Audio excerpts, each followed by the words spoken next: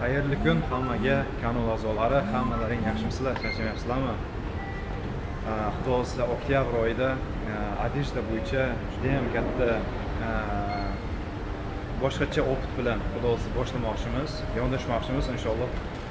Bundan keyin qanaqa natijaga erishamiz, xudo xolisa kuzatib boringizlar, faqat hammasini yechimini topamiz albatta. Yechimsiz narsani o'zi yo'q. Hozir bo'lyapti, tovarlar, zakazlar bo'lyapti. Bu narsalarimiz pashti 90%, 70% yetib borsa ham bu juda ham normal pul topyapmizda agar. Lekin vaziyatlar bo'lyapti. Причина noaniq, sabab, sifat nima bo'yicha ketyapti?